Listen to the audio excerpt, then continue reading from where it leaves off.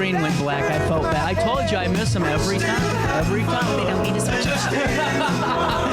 Welcome into this Wednesday morning daily show. Continues at 10:12. The Seed Library. I've heard a lot about this already. You know, this is really cool. I was talking to Mary, and I said, Mary, you know, when are you guys going to stop, coming up with these great programs? You know, we keep adding new and new, and I love this opportunity for folks to really have a great chance to go and get some native plants and really take care of our yard without, bringing in something from Home Depot that shouldn't be there. Oh, yeah, absolutely. We've also been doing a lot of collaborations with the Sierra Club. The Seed Library is something we're just doing on our own. Yes. And then we've got the collaboration with the Sierra Club that we've been doing, planting the beds downtown with Christine. It's just a wonderful resource that we have. But the Seed Library has been really awesome. We've got a huge committee of just really dedicated people. And we've got a lot of natives right now. I think Lacey McDonald had donated a whole bunch, and we got 150 seed packets of Black-Eyed Susan. Wow. We've got Echinacea and coneflower. We've got Coreopsis. So there's a whole bunch of those rolling out. So keep looking for those in the Seed Library. We're really excited. That's really cool. And, while we get into this, we were just chatting, and I got to fill the audience in because I'm learning something for the first. I learn a lot on this show. I think bet. I'm glad I'm here, But, Christine, you guys have a plant grant. Can you fill me in on this? What does that entail? Well, we have a native plant grant that we offer to nonprofit organizations or educational institutions, and really just encouraging folks to start thinking about planting native plants. I mean, those are the ones that originated in this area, so they're probably going to succeed the most as well. So really, we offer one for full sun, part shade, and then a rain garden. And I do have kind of a generalization of which plants would be within each one. Yeah. But we work specifically with them once they apply. We go to the site and we, draw out diagrams that look something like this. This is the library. Yes. That's cool. Yeah, well, they really wanted to kind of stick with blues and whites because of the logo, so that was kind of fun and tricky for me to find out, which plants would actually be the proper size, the right sun amount, and that color. I really like that it was blue and white. That's awesome. Yeah. I think that was Morgan Berry's Yes. idea. Yep. She's our manager at the downtown location. She's incredible. You guys got a lot of good people at the library. They do. We're so lucky. And the Sierra Club, too. Yes. too. Thanks. Well, and Tabitha, I was talking a little bit and heard about your garden. And I heard that you have a pretty kicking garden here. Fill me in. Yeah, so that's my my partner and I run, it's called First Pancake Community Garden, because the first pancake is always a little rough around the edges. It's still edible. I love the name, though. Yeah, it's still That's edible, wonderful. but it's a little rough. A lot of it is just chaos planting. We have a box spring that we stripped that we use as a trellis. We recycle as much material as we can. We have baby pools that we grow lettuce out of.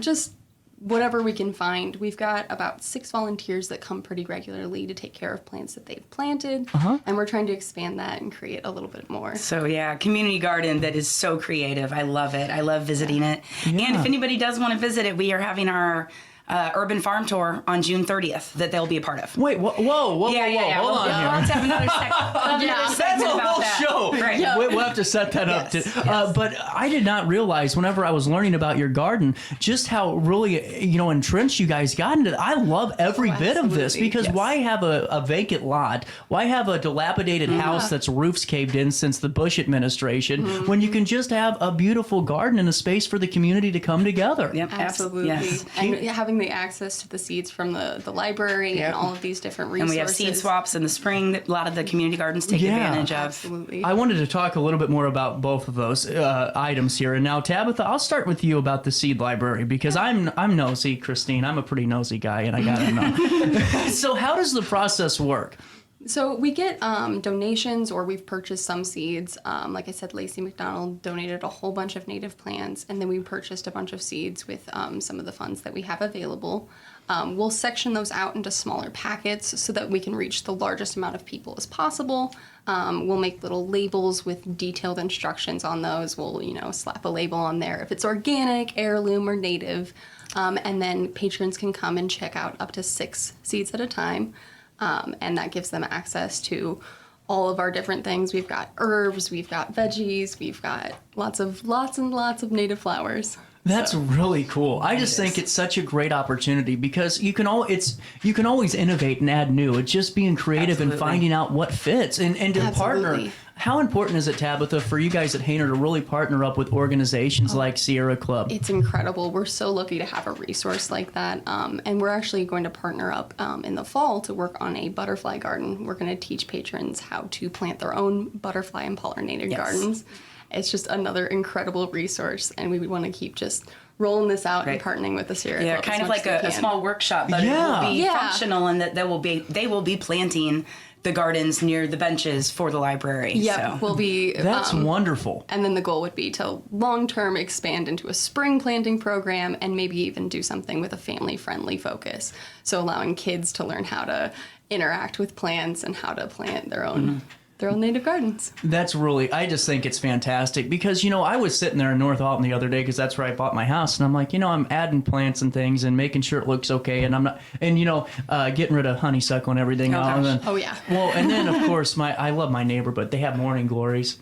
And those things are beautiful for about 2 days, and then you get. Well, did I tell you we have time to play with here. Okay. I didn't tell you this story. I was huge into gardening for like 6 days. 6 days. A very illustrious career. And so I thought I'm gonna make my grandpa's backyard look cool. I got all these plants. And I didn't even get the ones that were already growing. I got seeds. I did the whole kit and caboodle. I was so proud. And then I had my sunflower. It was like 7 feet tall by the end of it. Well, I had morning glories, and I thought, how great would it be to have a little morning glory trellis, and just really cool. That didn't work, and it was so bad. I didn't know what happened. I blacked out in June, woke up in July with all these morning glories and a strangled sunflower and no more plants. I would highly recommend going for 4 o'clocks next time. 4 o'clock. 4 o'clocks are vines, very, very similar. They do open up right around 4 o'clock and close again, but they don't take over like morning glories do. Awesome. Yes. We're both learning today. Working with Christine is just like a master class. She's a wealth of knowledge. I call myself a native plant nerd, and I'm totally proud of that. Christine, what I love is just pride and passion when someone works on something, and regardless of what it is. And Sierra Club, you guys are so passionate. Christine, you are too. Nothing is cooler for me than walking around the library and seeing that corner spot that with those plants, and just going by and walking through some of the green space that the Sierra Club is a part of and contributes to regularly. And without you guys, there'd be a lot more not color in the area. Well, thank you. I do have to say that Alton Main Street is the cornerstone. They take care of, we have 24 flower beds that we take care of on Broadway, on 3rd Street and Broadway from State all the way to Ridge. So it's exciting. We do have 2 days a month that we ask volunteers to come out and help. But Sarah McGivney with Alton Main Street has been slowly transitioning things to natives, and then kind of got me on board knowing that I would take it and run with it. So, yes. Good call, Sarah. It's just a great team and it's just a great atmosphere. And for the Sierra Club, is it I guess invaluable to partner with community resources? Absolutely, yes. We are a resource for the community, that we like to offer ourselves up as that. We know we're very lucky that we do get funding to do education and outreach, and to provide, like I said, small grants and put on things like seed swaps. So our volunteers and our partners are really what make us tick. Really, and honestly, I think it's what makes our community keep going too. Because when you have those partnerships, it gives us, as 9-to-5ers or just folks in the community, more morale to keep going forward. Because y'all are working together, and there's something to be proud of there. Absolutely. Yes. And Tabitha, I got to ask you here, because we were talking before the segment turned on and my screen went to black and I got yelled at by everyone on this text line here. But I got to ask you, so the idea arises and it went to Lacey, then comes to you. How great has it been to work on something like this and make it something of your own too? Incredible. It's been such a wonderful opportunity. Mary, when she took over as director, she really gave a lot of people agency to come up with these ideas. She has a really open door policy where you're able to just come in and say, hey, I've got this idea. Can we do this? And she just lets you run with it. And it's really awesome. Being able to do this has been just a wonderful experience. And I'm really excited to continue creating more native gardens and combine my two loves, the library and gardening. Yes. I'm just excited to have you at the library. Exactly. That whole team is wonderful. Yeah. Mary in particular, just when she absolutely. became director, changed it all around. Yeah. I have to give a shout out to Jean Shimonuk, who passed. She carried on a lot of projects at the library, at the mall, based on gardening and families and getting their hands dirty and learning. And I'm just so pleased that, we have Tabs now that's kind of running with it. Absolutely. Yeah. And I'm excited to see where it goes. I mean, because to have someone that's younger and motivated and really just out there to get it, this is cool. And there's some things to really look forward to. And Christine, there are seed swap opportunities. And when I see them on Facebook, I throw them right on our calendar because they're Excellent. important. Thank you. Absolutely. When is the next opportunity? Well, that probably won't be until January or February. Oh, dang it, I tried. Now, I will say that we do have a lot of native seeds that we'll be handing out at our fall events because there are several varieties that need a 30-day cold stratification, which basically means if you don't want to put it in the refrigerator and deal with it for 30 days, and I know you can only do 7, so you would be out. You would want to do it before snow, and then you just let nature take over. Yep. So instead of handing those out in the spring and expecting someone to really go through all of that, we're going to start handing those type of seeds out in the fall. Really cool. Is there anything coming down the month of June or July that we need to mark our calendars for right now? I would definitely mark it for Sunday, June 30th. It will be our urban farm tour. I'm excited. I got to know more because just tease this a little bit for me before we get it back on the show and do the full dive. Well, it is a self-guided tour where residents sign up to go to. Last year we had 8. We're probably going to only add 1 or 2 more farms. It does take some time to get across town and plan your trips, and so people weren't able to get to all of them. So we did increase the time frame this year, and that was actually based on a couple of farmers and several of the folks, the tourists that went around.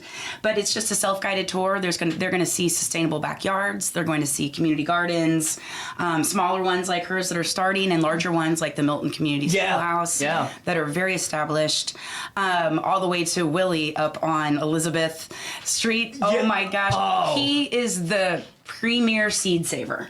Incredible. He never buys any seeds. He takes heirloom seeds and he likes what he's doing and does that collection and does the drying, and he is really a force to be reckoned with. I love it. Yeah. This is really cool. And Tabitha, before I let you out of the hot seat over there, can we go in at any time to Hayner Library to be a part of the seed library? And Absolutely. They are available at every location, so you can drop in anytime and just pick up 6 seeds.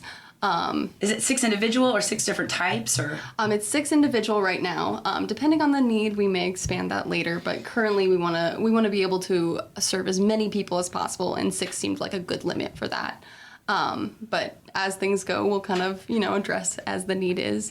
And yeah, you can stop in at any of our locations to pick those up. Right now we've got lots of zucchini and pumpkin, and lots of things that would do great with some fall planting. So if you're looking to plant some natives this fall, we've got lots that would be great for that. I'm excited. And we do have one other opportunity I just remembered. Oh, yeah. We have a pollinator party coming up on June 22nd, and that is out at our prairie at La Vista Park in Godfrey. Wonderful. Yeah, and so that just gets folks out there and they can see a prairie that's been established for about 3 years. We just burned it in the winter. So really just looking at that response, it's kind of neat for families to come out and learn. Really cool. And for more information, we will link it all in the write-up on RiverBender.com. But just another reason to go over and get your library card at HaynerLibrary.org. I still got to go pick mine up. CJ! Oh, one last thing. We got to rate the cookies. 1 out of 10. I'm going with 9.5. 10. 9.5. See, Yep. I'm thinking right out of 10 too. If you offered me a glass of milk with it, it'd be a 10.